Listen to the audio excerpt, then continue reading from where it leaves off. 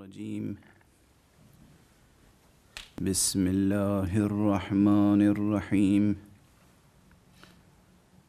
الحمد لله رب العالمين والصلاة والسلام على أشرف الخلائق أجمعين سيدنا وسيد الأولين والآخرين حبيبنا وحبيب إله العالمين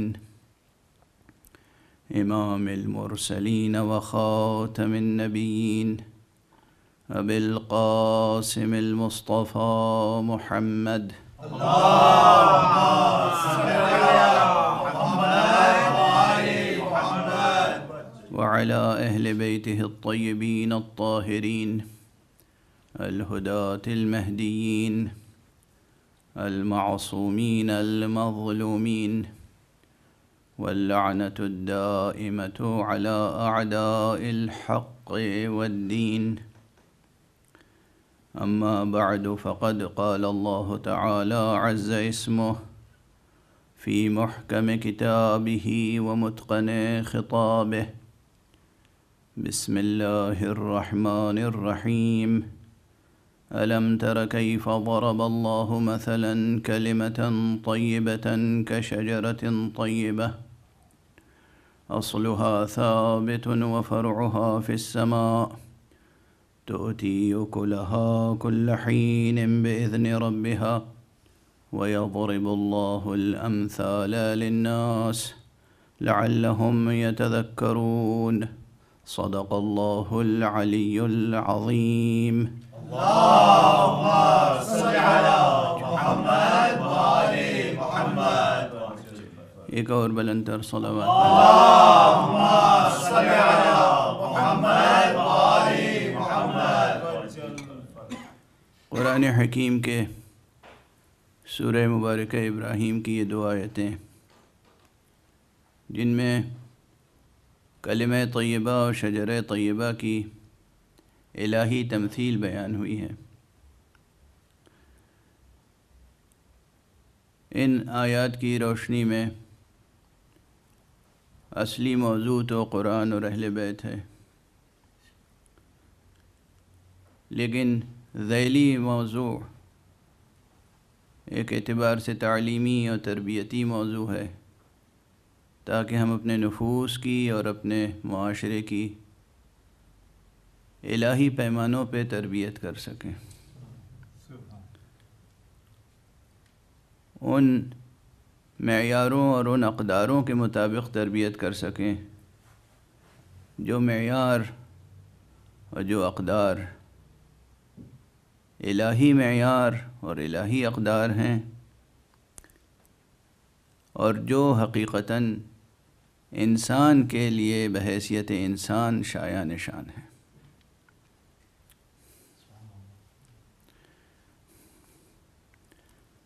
اگر آیت کریمہ کے لفظی ترجمے سے گفتگو کا آغاز کیا جائے تو خود لفظی بحثیں بھی شاخ در شاخ بہت سے مسائل اور مطالب تک لے جاتی ہیں. مثلا جب لفظ مثل آتا ہے سامنے، علم تر کیف ضرب اللہ مثلا، علم تر یہ پہلا فقرہ آیت کا، یہ قرآن مجید کی اس خصوصیت کی طرف توجہ دلاتا ہے کہ قرآن مجید نے ذہنوں کو پروان چڑھانے کے لیے کیسے کیسے فکر انگیز اسالیب اختیار کیے ہیں. اسلوب کلام، کبھی کبھی کوئی مضمون ذہن کو پروان چڑھاتا ہے، کبھی کبھی کوئی اسلوب ذہن کو پروان چڑھاتا ہے، کبھی کبھی کوئی بات ذہن کو پروان چڑھاتی ہے، کبھی کبھی وہ انداز بیان جس انداز سے بات کو کہا جائے وہ ذہن کو پروان چڑھاتا ہے. تو قرآن مجید میں جو باتیں کہی گئیں، جو مضامین بیان کیے گئے، وہ بھی ذہن انسانی کو پروان چڑھاتے ہیں، اور جس انداز سے باتیں کہی ہیں رب کریم نے، وہ انداز بھی ذہن کو پروان چڑھاتا ہے. تو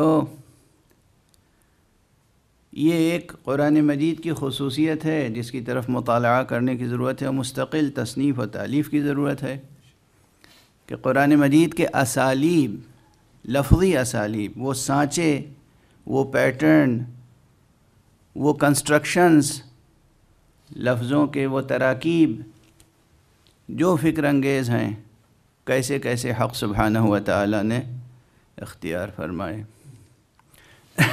اور کن کن مواقع پر اختیار فرمائے، یعنی کس بات کو سمجھنے کے لیے فکر کو پروان چڑھایا جائے،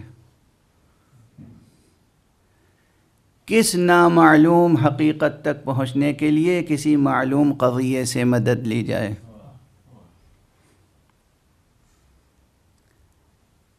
کس شاہد پردہ نشیں تک پہنچنے کے لیے پردہ دری کی کوشش کی جائے۔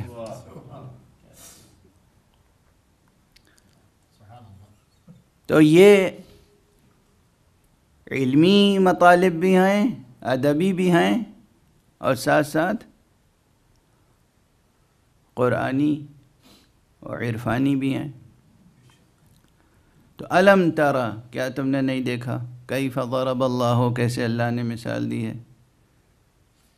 یہ مثلاً پر ایک پوری بحث سامنے آ جاتی ہے جو اس سے قبل اجمالاً میں نے کہیں کی ہے، لیکن ابھی اس کی تو بہت تفصیل باقی ہے کہ قرآن مجید کا اپنا نظام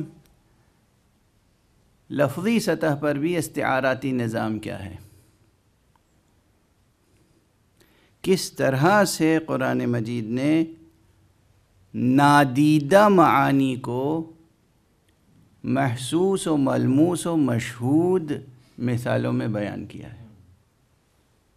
یعنی دیکھیے، آپ ایک چیز کو دیکھتے رہتے ہیں اور پھر آپ چمن میں جاتے ہیں، گلاب کا مشاہدہ کرتے ہیں، گلاب کی خوشبو، گلاب کا رنگ، گلاب کی نضارت، گلاب کی پنکھڑیوں کی بناوٹ، ایک ایک چیز آپ کو متوجہ کرتی ہے، آپ اسے دیکھتے رہتے ہیں، اور آپ اپنے کسی معشوق یا محبوب کا چہرہ بھی دیکھتے ہیں، یہ بھی دیکھتے ہیں، وہ بھی دیکھتے ہیں، اور اس چیز کی اس سے تشبیہ دیتے ہیں۔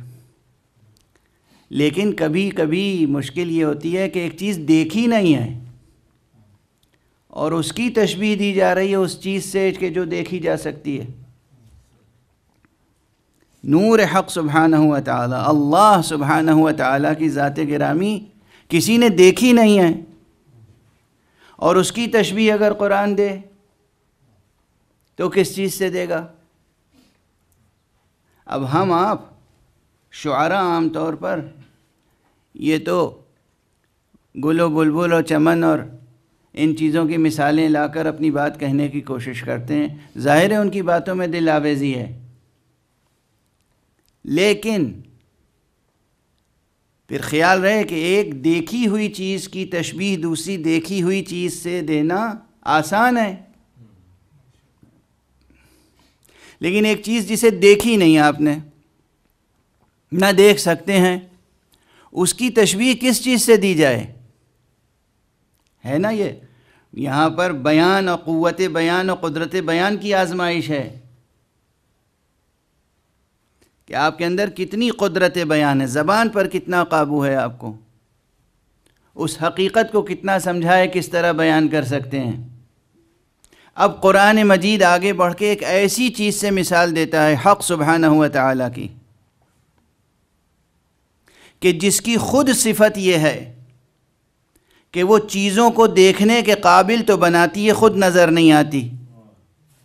وہ شے چیزوں کو دیکھنے کے قابل بناتی ہے مگر خود نظر نہیں آتی، اور وہ کیا ہے؟ نور۔ لائٹ یا نور کی صفت یہ ہے، اس کی تعریف میں یہ داخل ہے وصف اس کا کہ یہ خود نظر نہیں آتا، چیزوں کو دیکھنے کے قابل بنا دیتا ہے۔ اب ایک طرف یہ نور ہے جو خود نظر نہیں آتا لیکن دوسری چیزوں کو دیکھنے کے قابل بنا دیتا ہے، ایک طرف وہ خدا ہے جو خود نظر نہیں آتا لیکن چیزوں کی تخلیق کرتا ہے جو چیزیں نظر آتی ہیں۔ قرآن مجید نے آگے بڑھ کے کہا اللہ نور السماوات والارض، اللہ تو زمینوں اور آسمانوں کا نور ہے۔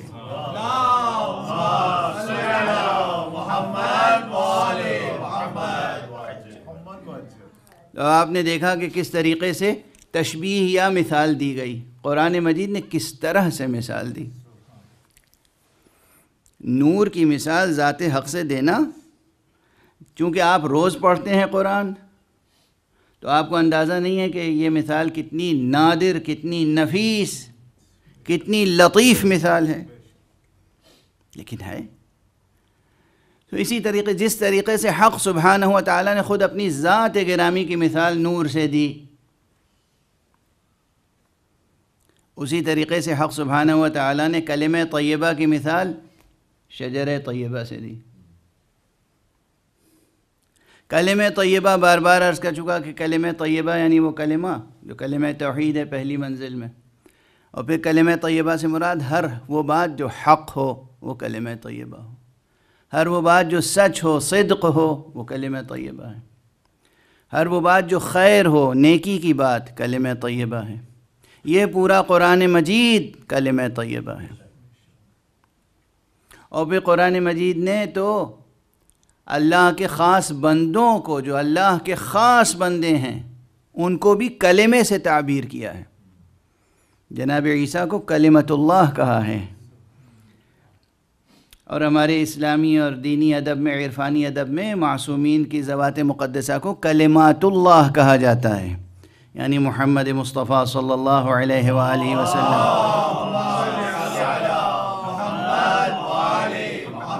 کی ذات گرامی خود کلمت اللہ ہے۔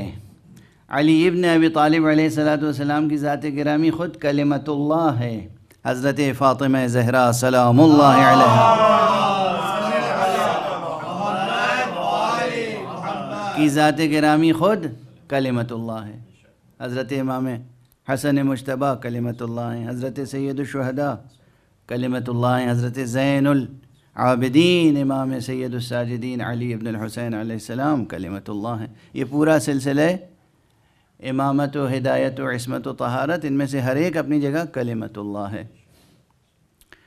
تو الم تر کیف ضرب اللہ مثلا کلمۃ طیبۃ، کلمہ طیبہ سے کی مثال دی ہے شجرہ طیبہ سے۔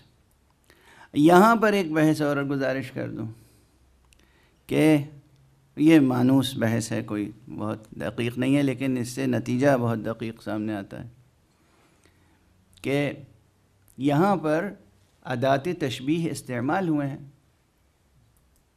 عجیب و غریب مثال ہے کہ جہاں لفظ مثال بھی استعمال ہوا اور لفظ اور ادات تشبیہ بھی استعمال۔ ادات تشبیہ کسے کہتے ہیں؟ یعنی تشبیہ کی وہ منزل ہے جہاں جس چیز کی تشبیہ دی جا رہی ہے مشبہ، اور جس چیز سے تشبیہ دی جا رہی ہے مشبہ بہ، دونوں کا تذکرہ ہے، اور بیچ میں حرف تشبیہ بھی ہے، کاف۔ جیسے کہا جا رہا ہے کہ کلمہ طیبہ کی مثال تو مشابہت تو شجرہ طیبہ سے ہے۔ تو اس سے زیادہ صراحت تو ممکن نہیں ہے۔ ایک جملہ عرض کروں، جب حد سے زیادہ صراحت ہوتی ہے تو عموماً عام لوگوں کے کلام میں جاذبیت ختم ہو جاتی ہے، پھیکا پڑ جاتا ہے کلام۔ یہ ہے اعجاز قرآن، کمال صراحت کے باوجود بھی کمال جاذبیت موجود ہے۔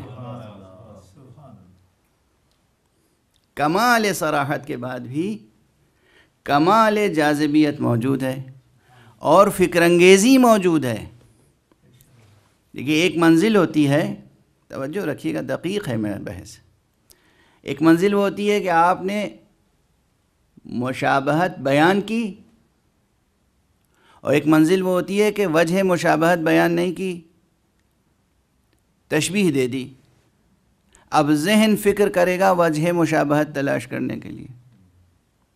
یہاں پر صراحت ہے تشبیہ کی، اس کے باوجود ذہن میں جستجو بیدار ہو جاتی ہے وجہ شبہ تلاش کرنے کے لیے، اور کچھ وجہیں بیان کی گئیں اس کے باوجود ذہن کی جستجو بیدار رہتی ہے۔ یعنی کیسا نامتناہی ہے یہ کلمہ طیبہ، اور کیسا نامتناہی ہے وہ شجرہ طیبہ۔ کیا تم نے نہیں دیکھا اللہ نے کیسے مثال دی ہے کلمہ طیبہ کی شجرہ طیبہ سے؟ وہ شجرہ طیبہ جس کی جڑ قائم ہے اور جس کی شاخ آسمانوں میں بلند ہے، اور جو ہمیشہ پھل دیتا رہتا ہے اذن پروردگار سے۔ اور پھر کہا وَيَضْرِبُ الْأَمْثَالَ لِلنَّاسِ وَيَضْرِبُ اللَّهُ الْأَمْثَالَ لِلنَّاسِ لَعَلَّهُمْ يَتَذَكَّرُونَ، اللہ تو لوگوں کے لیے مثالیں بیان کرتا ہے تاکہ وہ عبرت حاصل کریں، عبرت پکڑیں۔ یعنی موضوع مثال، اسلوب مثال کو اتنی اہمیت قرآن مجید نے یہاں کیوں دی؟ کہ اس لیے تو نہیں تاکہ ذہن میں راسخ ہو جائے کہ کلام حق میں نظام مثال کا، تشبیہ کا اور استعارے کا ایک گہرا نظام ہے معنی خیز۔ توجہ فرما رہے ہیں آپ؟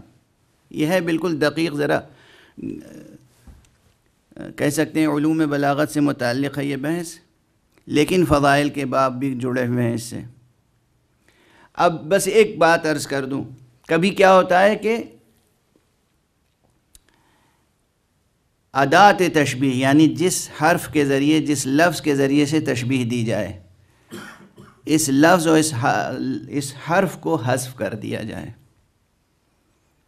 اور جس چیز کی تشبیہ دی جا رہی ہے اسے بھی حذف کر دیا جائے، صرف اس چیز کا بیان کیا جائے جس سے تشبیہ دی گئی، تو یہ کون سا اسلوب ہوا؟ اسے کہتے ہیں استعارہ، اسے کہتے ہیں استعارہ۔ مثلاً ہم کسی سے کہیں کہ دیکھیے زید سے ذرا سنبھل کے ملاقات کیجیے گا، زید تو شیر جیسا ہے، زید سے پنجہ کشی، پنجہ آزمائی آسان نہیں ہے، وہ تو شیر جیسا ہے۔ تو میں نے تو پوری بات کھول کے کہہ دی۔ یہ ایک موقع ہے۔ دوسرا موقع ہوا کہ میں نے زید کا نام ہی نہیں لیا، مجھے معلوم ہے کہ آپ جا رہے ہیں زید کے مقابلے میں، تو میں نے بس کہا کہ سنبھل کے جائیے گا، شیر کا مقابلہ ہے۔ تو زید کا نام نہیں لیا، وہ شیر جیسا ہے یہ نہیں بیان کیا، میں نے تو بس لفظ شیر کہا، سنبھل کے جائیے گا، شیر کا مقابلہ ہے۔ تو یہاں جو تشبیہ دینے والے الفاظ تھے وہ ختم ہو گئے، صرف وہ ذکر رہ گیا جس سے تشبیہ دی گئی۔ واضح ہے بات؟ یہاں پر کلمہ طیبہ اور شجرہ طیبہ کا جب تذکرہ کیا گیا تو وجہ شبہ اور جناب والا ادات تشبیہ سب موجود ہیں، کاف بھی موجود ہے۔ اور اگر یہ بات سمجھ میں آ گئی کہ اللہ سبحانہ و تعالیٰ کیوں فرما رہا ہے وَيَضْرِبُ اللَّهُ الْأَمْثَالَ لِلنَّاسِ، اللہ لوگوں کے لیے مثالیں پیش کرتا ہے، مثالیں دیتا ہے تاکہ وہ سمجھدار ہو جائیں، تاکہ وہ عبرت حاصل کریں۔ اس کے معنی ہے کہیں ممکن ہے کہ ادات تشبیہ موجود نہ ہو پھر بھی کسی کردار کی طرف اشارہ کیا جا رہا ہو۔ یعنی اگر حق سبحانہ و تعالیٰ براہ راست کہے بسم اللہ الرحمن الرحیم والتین والزیتون وطور سینین وہذا البلد الامین، تین کی قسم، زیتون کی قسم، تو اب یہ نہ سوچنا کہ یہاں تینوں زیتون کی قسم کھائی جا رہی ہے، اس قاعدے میں غور کرنا کہ پروردگار مثالیں دیتا ہے، مقصود کچھ اور ہوتا ہے۔ اب اگر روایت کہے کہ تینوں زیتون سے مراد حسن اور حسین کی ذوات مقدسہ ہیں تو پھر تعجب نہ کرنا، اعتراض نہ کرنا، رد نہ کرنا، قبول کرنا، یہی عقل قرآنی کا تقاضا ہے۔ صلوات پڑھ دیں محمد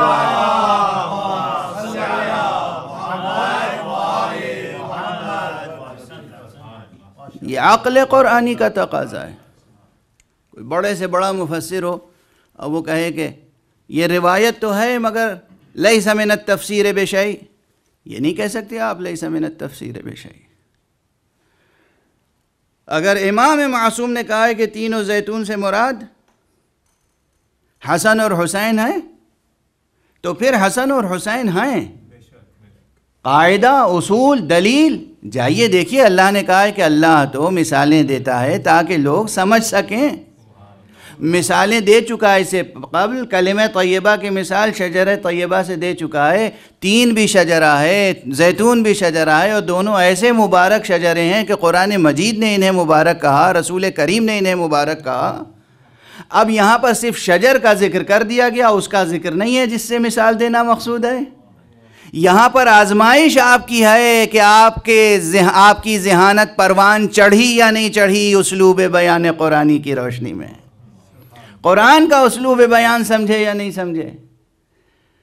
قرآن کرداروں کو شجروں سے تشبیہ دیتا ہے، اور اس طرح سے اور مثالیں موجود ہیں۔ الم تر کیف ضرب اللہ مثلا کلمۃ طیبہ۔ اب آپ نے دیکھا کہ قرآن اور اہل بیت کا رشتہ کیا ہے، یعنی کہیں ذکر فرماتا ہے شخصیتوں کو، کہیں صرف ان کے کردار کا ذکر ہوتا ہے، کہیں ایسی مجرد تشبیہ آتی ہے، استعارہ آ جاتا ہے کہ مقصود وہی ہیں مگر اسلوب بیان استعاراتی ہے۔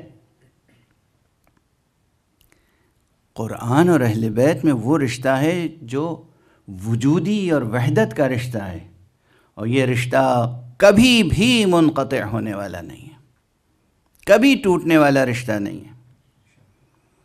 یعنی حدیث میں تو جو کہا گیا کہ لن یفترقا حتی یرد علی الحوض، یہ ایک دوسرے سے کبھی جدا نہیں ہوں گے، کبھی ہرگز جدا نہیں ہوں گے، یہاں تک کہ حوض کوثر پر مجھ سے ملاقات کریں۔ تو اس کے معنی یہ تھوڑی ہے کہ حوض کوثر پر پہنچ کر جدا ہو جائیں گے،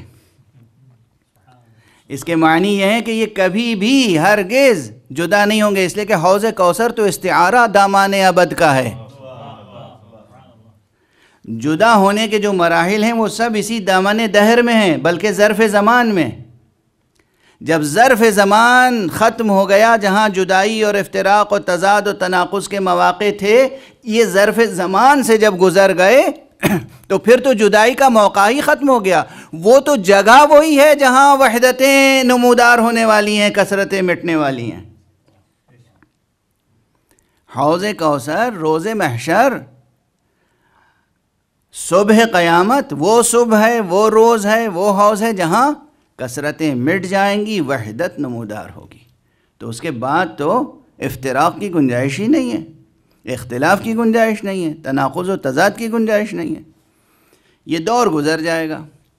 تو کبھی بھی قرآن اور اہل بیت میں جدائی اور افتراق ممکن نہیں ہے۔ ہاں، ان کی روشنی میں ہمیں اپنی زندگیوں کے تناقضات کو اور تضادات کو دور کرنا ہے۔ ہماری زندگی کے اندر یہ جو انسان ہے، یوں تو ایک اکیلا انسان نظر آتا ہے، اس انسان میں ایک بہت بڑا عالم چھپا ہوا ہے۔ اس عالم میں جو کثرت ہے اس کو بھی وحدت میں بدلنے کی ضرورت ہے۔ اس عالم میں، اس ایک فرد میں، اس میں جو کثرت ہے اسے وحدت میں بدلنے کی ضرورت ہے، اور اصل دعوت توحید اسی لیے ہے۔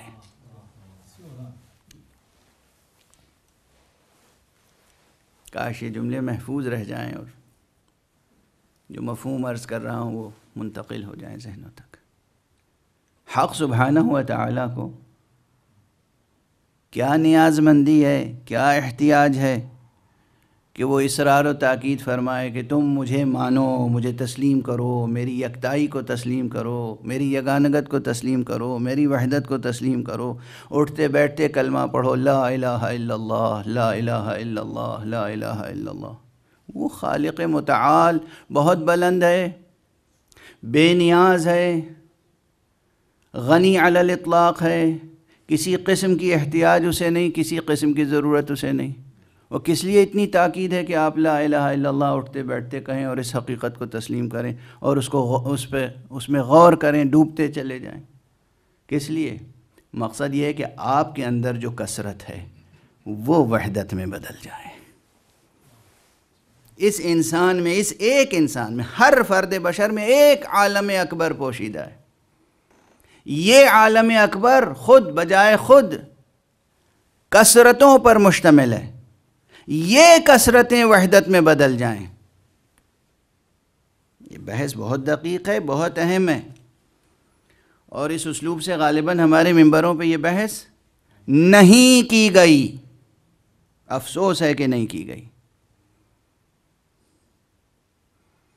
اور اسی لیے ذکر معصومین ہوتا رہتا ہے، ذکر حق ہوتا رہتا ہے، لیکن جو اس کی واقعی تاثیر ہے جتنی ظاہر ہونی چاہیے وہ ظاہر نہیں ہوتی۔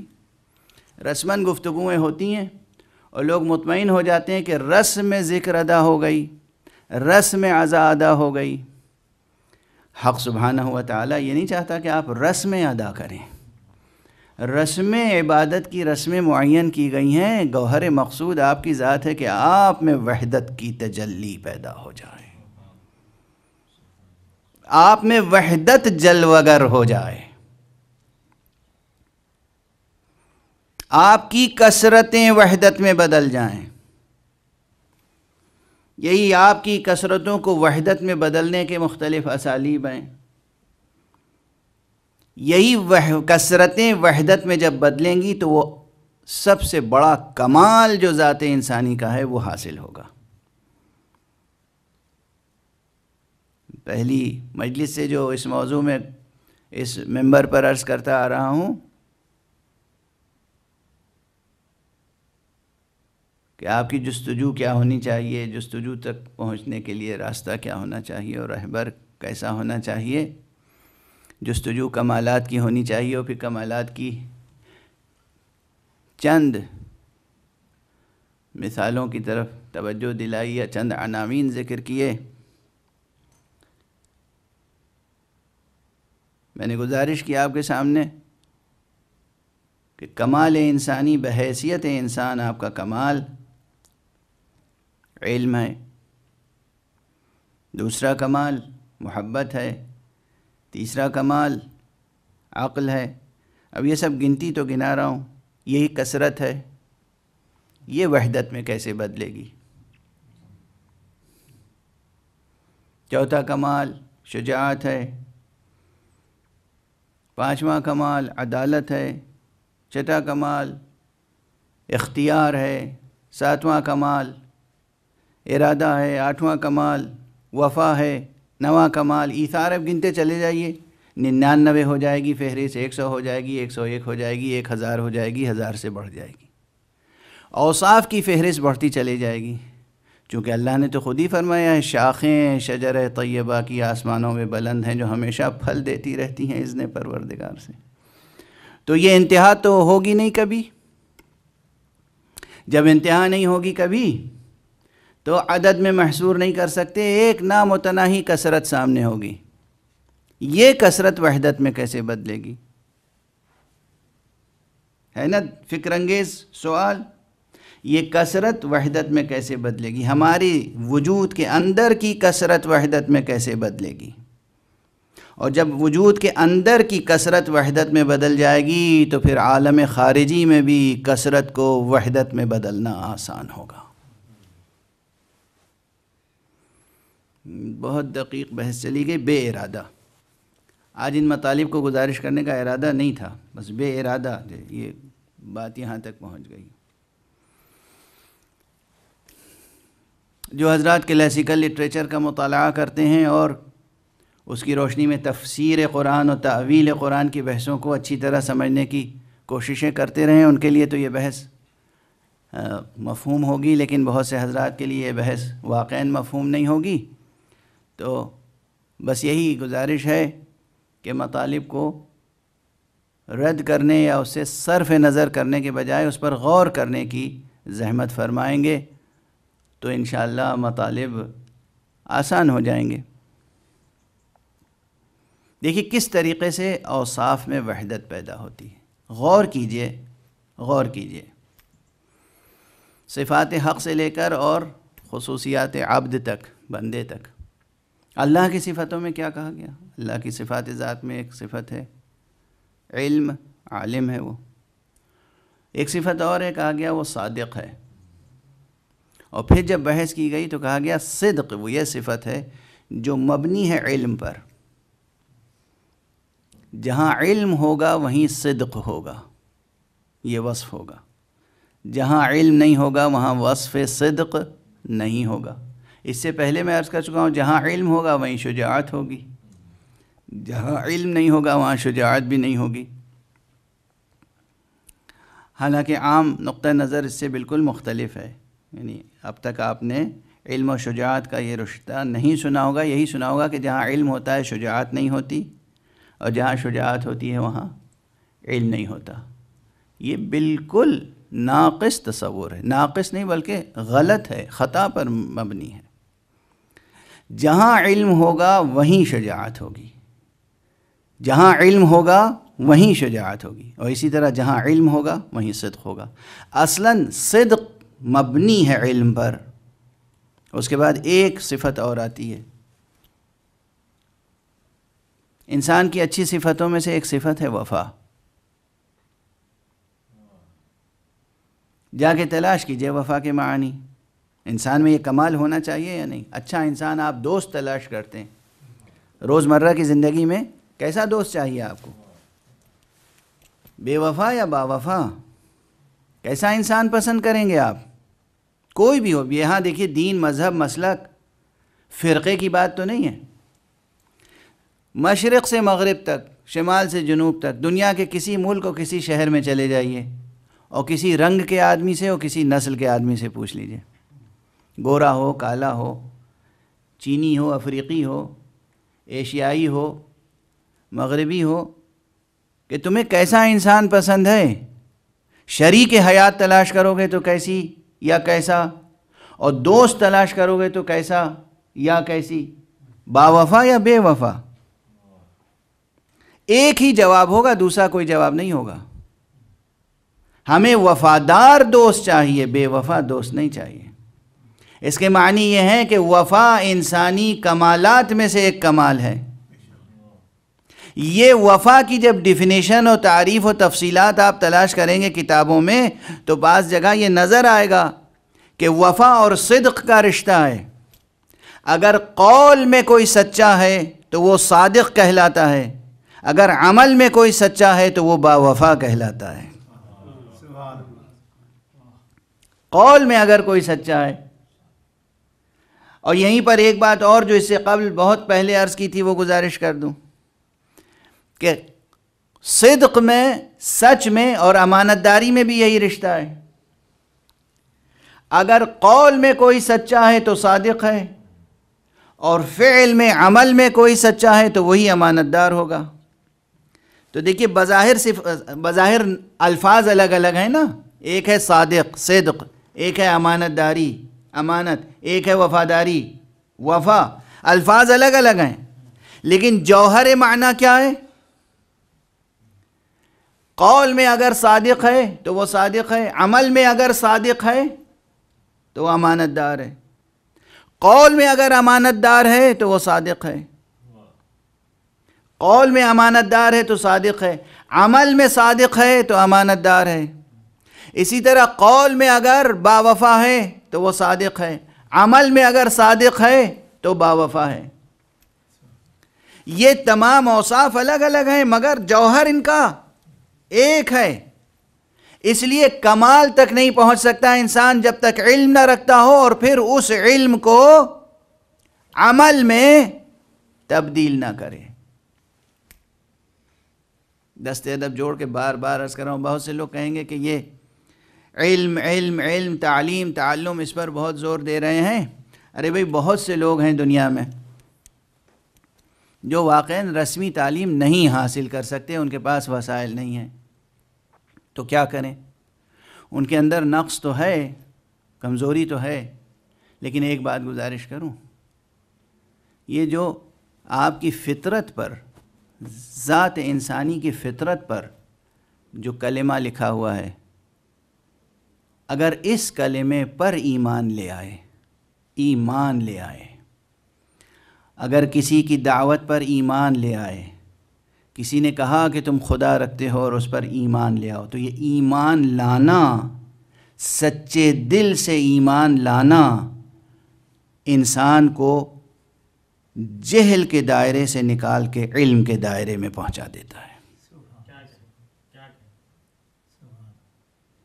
سچے دل سے ایمان لانا انسان کو جہالت کے گھپ اندھیرے سے نکال کر علم کی روشنی میں لے آتا ہے۔ اب اس روشنی کو کمال تک پہنچانے کے دو طریقے ہیں۔ اگر فرصت ہے کہ کتابوں کا مطالعہ کریں، اکتساب علم کریں رسمی، تو وہ ایک راستہ ہے، اور اگر وہ فرصت نہیں ہے تو جو علم حاصل کیا ہے اسی کے مطابق، علم کے مطابق جتنا علم ہے اس علم کے مطابق عمل کرتے رہیں تو خدا خود اس علم میں برکت عطا فرماتا ہے۔ یعنی جو آپ نے علم کی روشنی میں قدم رکھا ہے یہ بڑھتی رہے گی، روشنی گھٹے گی نہیں۔ تو مایوسی کسی کے لیے نہیں ہے کہ بھئی ہم مدرسے نہیں گئے، ہم یونیورسٹی نہیں گئے، ہم نے علم حاصل نہیں کیا۔ اگر دنیاوی لحاظ سے رسمی علم حاصل نہیں کیا تو دنیا کی مصلحتیں پوری ہوں یا نہ ہوں لیکن آخرت سے مایوس نہ ہوں۔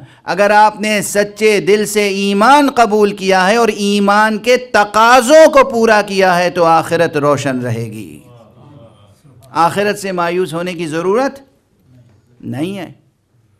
یہی قرآن مجید کا عملی پیغام ہے، اور یہی اہل بیت مصطفیٰ صلی اللہ علیہ وآلہ وسلم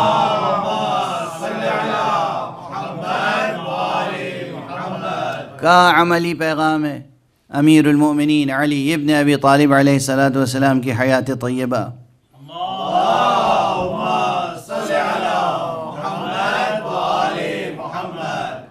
اور تمام ائمہ اہل بیت اور ان ائمہ اہل بیت کی آغوش میں یا ان کے سائے میں پروان چڑھنے والے، ان کے پرنور سائے میں پروان چڑھنے والے جو کردار ہیں وہ گواہ ہیں کہ کس طریقے سے انسان دنیا اور آخرت دونوں کو روشن کر سکتا ہے۔ وفا عام طور پر یہ سمجھا جاتا ہے کہ وفا جو ہے وعدے کو پورا کر دینا وفا ہے، لیکن یہ بہت ناقص تعریف ہے۔ کسی سے وعدہ کیا، وعدہ پورا کر دیا تو وفاداری ہے، اور وعدہ پورا نہیں ہوا تو بے وفائی ہے۔ یہ بھی دیکھنا ہے کہ وعدہ سچا ہے یا جھوٹا ہے، وعدہ سچ پر ہوا ہے یا جھوٹ پر ہوا ہے، وعدہ اچھی بات کا کیا ہے یا بری بات کا کیا ہے، عہد کس بات کا کیا ہے۔ قرآن مجید میں عہد اور عقود، عقد یعنی پیمان، معاملہ، اس کو بہت اہمیت دی ہے، اس کو پورا کرنے کی تاکید کی حکم فرمایا ہے۔ سورہ مبارکہ مائدہ، جسے میں اکثر کہتا ہوں کہ یہ سورہ ولایت ہے، اس سورہ ولایت میں آغاز کیا ہے اس کا؟ بسم اللہ الرحمن الرحیم، وَأَوْفُوا بِالْعُقُودِ یا ایھا الذین آمنوا اوفوا بالعقود، اے ایمان لانے والو اپنے عقود کی وفا کرو۔ عقد کی جمع ہے عقود۔ اب ہمارے فقہا، یہی فرق ہے عام و سطحی فقہ میں اور فقہ اکبر میں۔ ہمارے فقہا مجتہدین عام طور پر اس آیت کو کوٹ کر کے معاملات میں بحث کرتے ہیں کہ آپ نے کسی سے خریدنے بیچنے کا معاملہ کیا تو جو معاملہ کیا بس اس کی پابندی کیجیے، معاملہ جو کیا اس کی، اب غیر فقہی اصطلاح میں اسی طرح سمجھا سکتا ہوں ممبر پر، ورنہ مقاصد میں اور بیع، کتاب البیع میں یہ بحث تو دوسری اصطلاحوں میں ہوتی ہے۔ جس سے جو معاہدہ ہوا، جو معاملہ طے ہوا، آپ اس معاملے کی پابندی کریں۔ تو بہت سے معاملات ہوتے ہیں جن میں لزوم ہے، یعنی وہ معاملہ ہو گیا تو بس ہو گیا، اور کچھ معاملے ہوتے ہیں جو جائز ہیں کہ آپ کو اختیار ہے کہ اس معاملے کو جب چاہیں توڑ دیں۔ یہ سب فقہی بحثیں ہیں، اور جو معاملے ہیں ان میں اصل کیا ہے؟ لزوم، کہ معاملہ ہوا ہے تو پھر اس کی پابندی کرنی ہے۔ اس میں دلیل کیا لاتے ہیں؟ یا ایھا الذین آمنوا اوفوا بالعقود، ایمان لانے والو تم نے جو عقد کیا ہے، جو معاملہ کیا ہے، اس کی وفا کرو۔ معصوم سے ایک حدیث ہے، اب یہاں سے بات فقہ اصغر سے فقہ اکبر تک پہنچ جاتی ہے۔ فرماتے ہیں عقد کی جمع ہے عقود، جمع ہے، اور پروردگار نے یہ آیت تب نازل فرمائی جب ایک بار نہیں، 2 بار نہیں، 3 بار نہیں، 10 مرتبہ کم از کم رسول اللہ صلی اللہ علیہ وآلہ وسلم اللہم صلی علی محمد وآل محمد، رسول اللہ 10 بار کم از کم بعثت کے بعد 10 بار کم از کم تمام مسلمانوں کو علی ابن ابی طالب کی ولایت کا پابند کر چکے۔ جناب امیر المومنین علی ابن ابی طالب علیہ السلام کی ولایت کا پابند کر چکے، یہ عہد ولایت لے چکے، تو 10ویں بار کے بعد یہ آیت نازل ہوئی، ایمان لانے والوں اپنے عہد کی وفا کرنا، کہیں بے وفائی نہ ہو جائے۔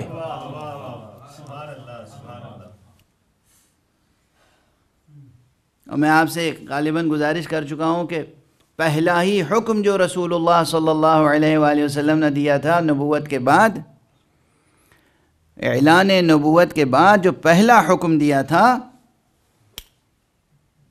روزے دار، روزے انذار، جب وہ آیت نازل ہوئی ہے کہ اے رسول اپنے قرابت داروں کو اللہ کے عذاب سے ڈرائیے اور اللہ کا پیغام پہنچائیے، وَأَنذِرْ عَشِيرَتَكَ الْأَقْرَبِينَ، اور حضور علیہ السلام نے بلایا تھا، اور اس میں کتنے معجزے ظاہر ہوئے۔ تو اس اعلان کے بعد کہ میں اللہ کا رسول ہوں اور تمہارے پاس خیر دنیا اور خیر آخرت لے کر آیا ہوں، پہلا حکم جو بحیثیت نبی خاتم دیا تھا وہ یہ کہ یہ امیر المومنین علی ابن ابی طالب ہیں، تم سب ان کی اطاعت کرنا۔ اس کے بعد ایک کے بعد ایک مختلف مواقع پر امیر المومنین علی ابن ابی طالب علیہ السلام کی اللہم صلی علی محمد وآل محمد اطاعت کی طرف بلاتے رہے۔ اطاعت اطاعت اطاعت، یہ عہد ولایت، یہ پیمان ولایت حضور علیہ السلام قائم کرتے رہے عوام مسلمین، عامہ مسلمین، مؤمنین کے درمیان اور امیر المومنین علی ابن ابی طالب علیہ السلام کے درمیان۔ تو 10 مرتبہ، کم از کم 10 مرتبہ جب یہ عہد و پیمان پیش کیا جا چکا، اس کے بعد یہ آیت نازل ہوئی، اے ایمان لانے والو عقود کی وفا کرنا۔ تو اب یہ واضح رہے کہ قرآن مجید میں عقود کی وفا بھی ہے، عہود کی وفا بھی ہے، اور یہ اس طرح کا ایک معاملہ ہے جہاں عجیب و غریب ایک شان رب سبحانہ و تعالیٰ کی سامنے آتی ہے۔ ایک جگہ فرمایا گیا کہ وَأَوْفُوا بِعَهْدِي أُوفِ بِعَهْدِكُمْ، دیکھو تم میرے عہد کی وفا کرو تو میں تمہارے عہد کی وفا کروں گا۔ یہ سورہ بقرہ ہی میں کیا شان ربوبیت ہے، کیا شان ربوبیت ہے۔ عہد و وفائے عہد کی عظمت کو سمجھیں آپ،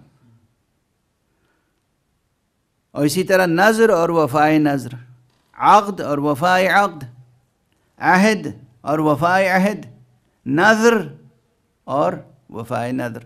سورہ دہر آپ کے سامنے ہے، وَيُوفُونَ بِالنَّذْرِ، یہ فقرہ قرآن مجید میں غیر معمولی اہمیت رکھتا ہے۔ خود اہل بیت مصطفیٰ کی شان بیان ہو رہی ہے کہ یہ وہ ہیں جو نذر کی وفا کرتے ہیں، جو نذر کر لیتے ہیں اسے پورا کر کے دکھاتے ہیں۔ بہرحال قرآن مجید نے وصف وفا کو بہت اہمیت کے ساتھ پیش کیا ہے، اور یہ وصف وفا اپنی ماہیت میں صدق کے ساتھ توأم ہے، یعنی صدق و وفا ایک دوسرے سے جڑے ہوئے ہیں۔ صدق و وفا علم کے ساتھ توأم ہے۔ اگر اس طرح سے آپ غور فرمائیں، تجزیہ اور تحلیل فرمائیں، تو پھر آپ کے وجود میں پائی جانے والی کثرت وحدت میں بدل جائے گی، اور یہ وحدت ایسی وحدت ہوگی آپ کے ہاں تو ایک عمر گزر جائے تب یہ کیفیت پیدا ہوگی. زندگی کے تلخ و شیریں تجربات. لیکن دامان عصمت، آغوش عصمت، سایہ عصمت، احاطہ ولایت، حصار ولایت، قلعہ ولایت، اس میں پروان چڑھنے والے چھوٹے چھوٹے بچوں میں بھی وفا کی عجیب شان ہوتی ہے. وہ ایک علامتی روایت ہے کہ جناب امیر المومنین علی ابن ابی طالب علیہ السلام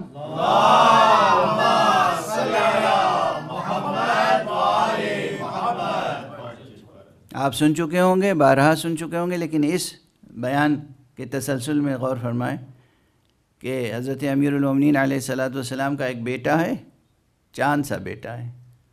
اور یہ چاند سا بیٹا کہنا جو ہے بڑی ناقص، تمام، ناکافی تشبیہ ہے. سورج سا بیٹا کہوں تب بھی ناکافی ہے تشبیہ. اس بیٹے میں وہ نور ہے، وہ تجلی ہے، وہ جلال ہے، وہ روشنی ہے، وہ حرارت ہے جو نہ چاند میں ہے نہ آفتاب میں ہے. نام ہے اس کا ابو الفضل العباس.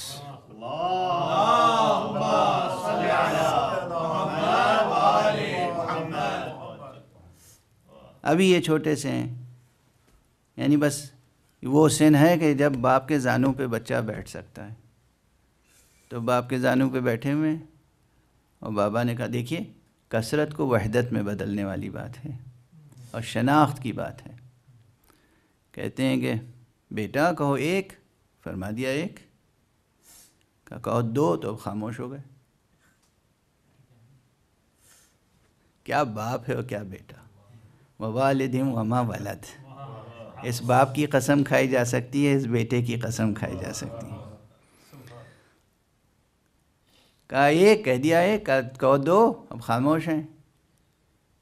دیکھیے شان وحدت اور وابستگی توحید. اس بچے میں کتنا شعور ہے. بیٹا کس کا ہے؟ بیٹا اس کا ہے جس کے لیے میں بارہا کہتا رہا ہوں کہ اس کائنات کا سب سے بڑا معلم توحید ہے علی ابن ابی طالب.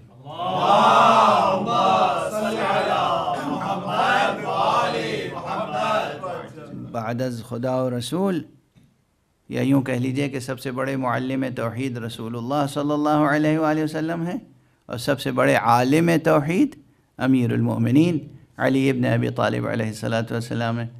تو جب یہ سب سے بڑے عالم توحید کا بیٹا ہے، کہا بیٹا کہو ایک، کہہ دیا ایک. کہا کہو دو، خاموش.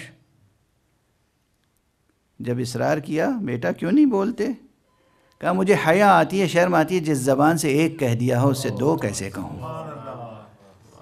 یہ بچے کا جواب ہے، یہ کسی بچے کا جواب ہے. یہ ہے کثرتوں کو وحدتوں میں بدلنے والا گھرانہ، اور یہ ہے توحید حق صمدی کو نمایاں کرنے والا گھرانہ. یہ ہے توحید حق صمدی کو بیان کرنے والا گھرانہ. یہ ہے عباس جن کے وجود مبارک کے ساتھ وصف وفا جڑا ہوا ہے، صفت وفا جڑی ہوئی ہے. یہ ہے عباس بچپن سے. یہ تو ان معصوم ہستیوں کے وجود کی برکتیں ہیں کہ اس منبر سے، اس ذکر کے دامن میں ہم فلسفہ و منطق اور معرفت و فقہ ہر مسئلہ بیان کر دیتے ہیں، ورنہ حقیقت تو یہ ہے کہ آپ کی آنکھوں میں جس طرح نام لیتے ہی آنسو آ جاتے ہیں. یہ اس حقیقت پر گواہ ہیں کہ یہ ایام صرف اور صرف ان کے فضائل اور مصائب بیان کرنے کے لیے، اور فضائل بیان کرنے کے لیے تو سال کے اور 360 دن 350 دن ہیں. یہ 10 دن تو صرف ان کی مصیبتوں کے بیان کے لیے. ان کی مصیبتوں کو سمجھیں، ان کے مصائب کو سمجھیں، اور اس پر جتنا گریہ کر سکتے ہو گریہ کریں. یہ گریہ بھی غبار طبیعت کو دھو دیتا ہے اور گوہر طبیعت کی وحدت کو نمایاں کرتا ہے. یہ فطرت انسانی کی روشن وحدت کو نمایاں کرتا ہے، اور لوح فطرت پر آئے ہوئے غبار کو دھو دیتا ہے. یہ گریہ جو گریہ عشق ہے، جو گریہ معرفت ہے، جو گریہ وفا ہے. عباس، آپ حضرات سب واقف ہیں ان واقعات سے. محرم میں صرف اشارے کیے جاتے ہیں کہ یہ وہ گوہر یکتا و یگانہ ہے کہ جس کی آرزو کی تھی امیر المومنین نے. علی جس کے پاس حسن و حسین جیسے بیٹے موجود ہوں، علی ابن ابی طالب جس کے پاس حسن اور حسین جیسے بیٹے موجود ہوں، وہ ایک بیٹے کی اور آرزو رکھتا ہے اور اپنے بھائی عقیل سے بلا کے کہتے ہیں کہ مجھے ایک ایسا رشتہ دو جو بہادر خاندان کی کوئی ایسی نجیب و عظیم خاتون ہو جو عظیم بیٹا جنم دے سکے۔ یہ سب آپ سنتے رہتے ہیں، بس محرم میں تو اشارے کیے جاتے ہیں، تاریخ اہل بیت کا جوہر تو آپ کی طبیعتوں میں محفوظ ہے۔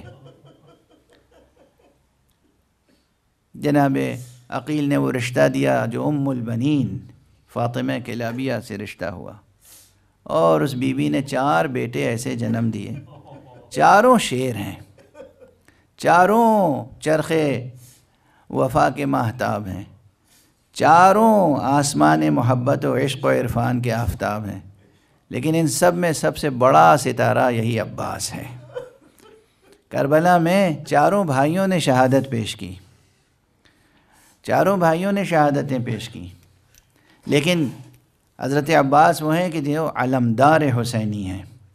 تو آپ سنتے رہتے ہیں، اکثر سنتے رہتے ہیں کہ فوج حسینی جو مختصر سی فوج تھی، یہ جب جہاد شروع ہوا ایک ایک کر کے جانباز توحید کی راہ میں، توحید حق صمدی کی راہ میں شہید ہوتے رہے، اپنی جان کا نذرانہ پیش کرتے رہے، یہاں تک کہ جب فوج ختم ہو گئی کوئی باقی نہ رہا سوائے بچوں کے، تو حضرت ابو الفضل عباس آئے اور آقا حسین کے سامنے سر جھکا کے کھڑے ہو گئے۔ آقا اجازت ہے میں بھی میدان میں جاؤں؟ حضرت امام حسین نے فرمایا بھیا تم تو میرا لشکر ہو، تم تو میرے لشکر کا کہ علم بردار ہو۔ اور حضرت عباس نے اس وقت فرمایا ہے بھیا آقا وہ لشکر کہاں رہ گیا جس کا میں علم بردار ہوں۔ میں اس سے پہلے کبھی عرض کر چکا ہوں، دونوں جملے اپنی جگہ بامعنی ہیں، بہت بامعنی ہیں۔ ایک اعتبار سے دیکھیے، چشم حقیقت بھی سے دیکھیے تو ابھی بھی حسین کا لشکر موجود ہے پورا، چشم ظاہر سے دیکھیے تو وہ لشکر شہید ہو چکا۔ کہتے ہیں کہ 2 روایتیں ہیں، آج ہی میری نگاہ سے گزری ہیں۔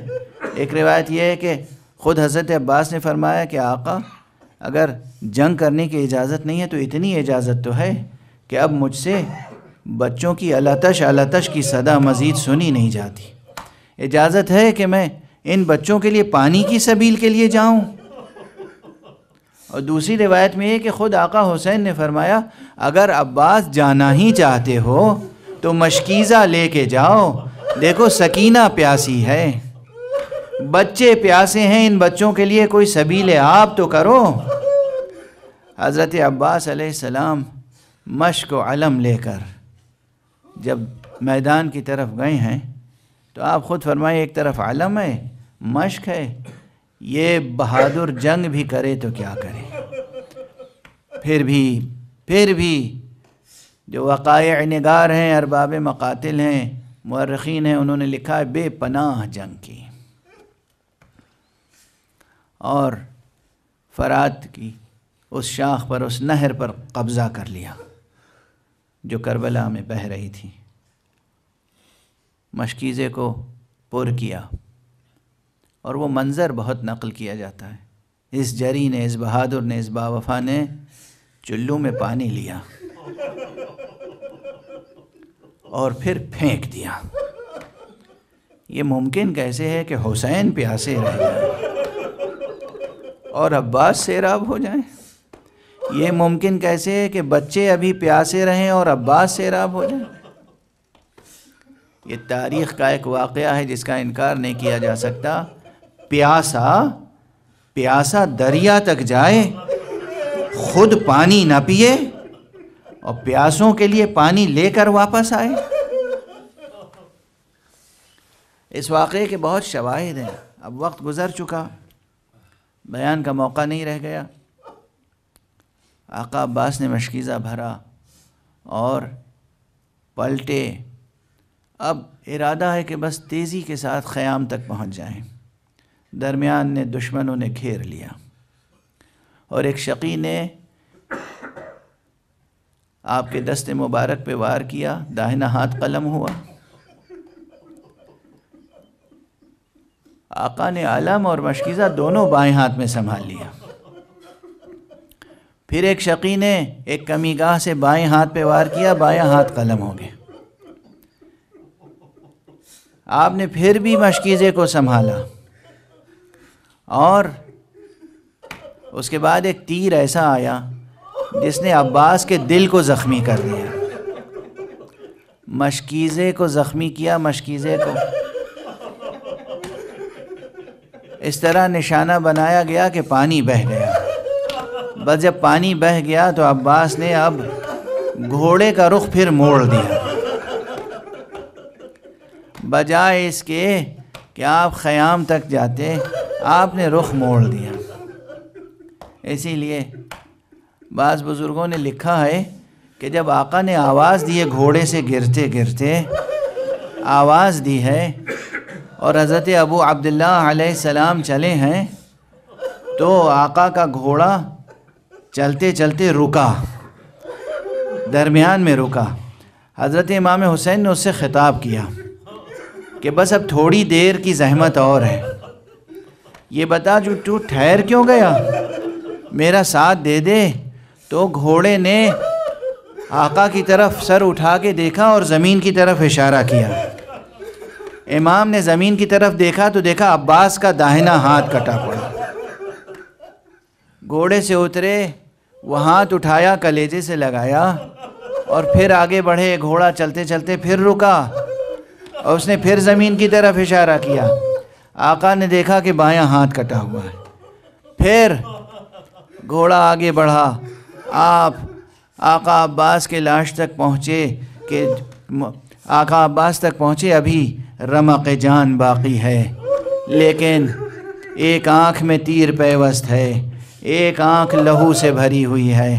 جناب ابو الفضل عباس نے جب کسی کے آنے کی آہٹ محسوس کی تو ایک مرتبہ ایک جملہ کہا کہ ابھی میرا سر قلم نہ کرنا، میں نے آواز دی ہے، میرا آقا ضرور آئے گا۔ آقا نے یہ جملہ سنا اور مزید تڑپ گئے۔ میں تصویر کشی لفظوں میں نہیں کر سکتا کس طرح بھائی کے لاشے پہ جھکے ہوں گے۔ عباس میں آ گیا ہوں، یہ ممکن کیسے ہے کہ میرے رہتے ہوئے کوئی تمہارا سر قلم کر لے۔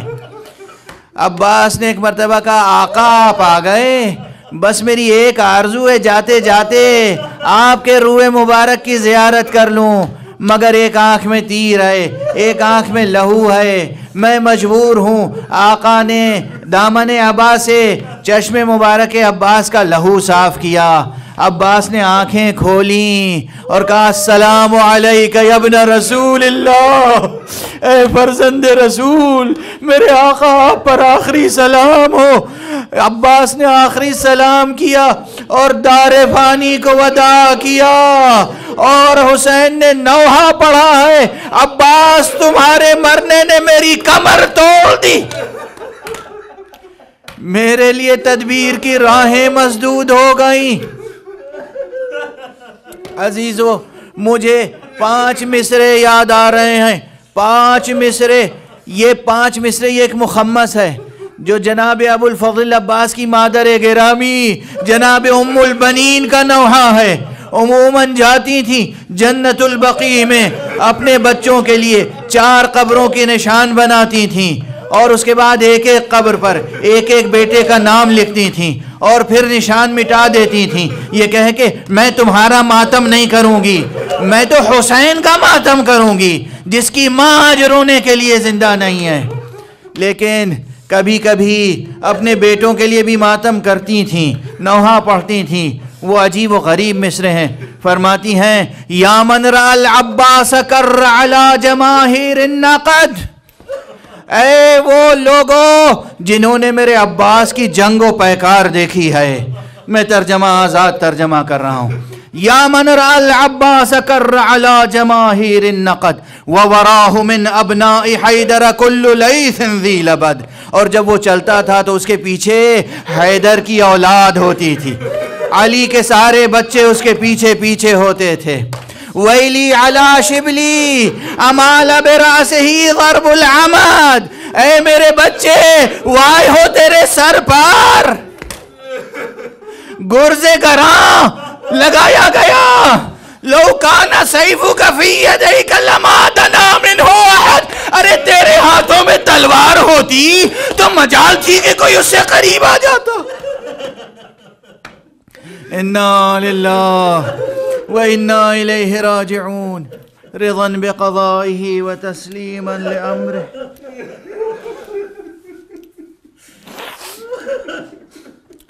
إِنَّا لِلَّهِ وَإِنَّا إِلَيْهِ رَاجِعُونَ رِضًا بِقَضَائِهِ وَتَسْلِيمًا لِأَمْرِهِ۔ پروردگار علوم قرآن اور معارف اہل بیت سے آشنا فرما۔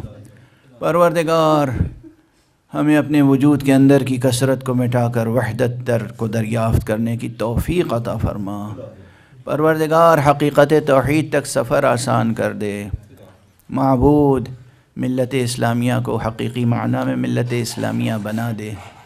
پروردگار ہمارے افراد میں اور ہمارے معاشروں میں اسلامی اور توحیدی اور قرآنی قدروں کو پروردگار پروان چڑھا۔ معبود خون شہدائے کربلا یہ زمین پی چکی ہے۔ پروردگار بقول جمیل مظہری مٹی کو پلا چکا ہے خون شبیر، اب تو اس مٹی سے آدمی پیدا کر۔ پروردگار انسانی معاشرے کو پروان چڑھا، سرفراز فرما۔